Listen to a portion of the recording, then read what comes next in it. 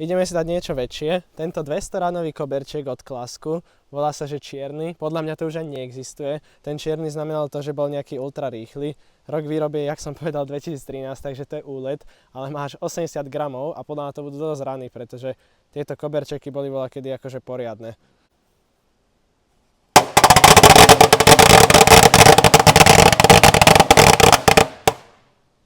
To bola paráda.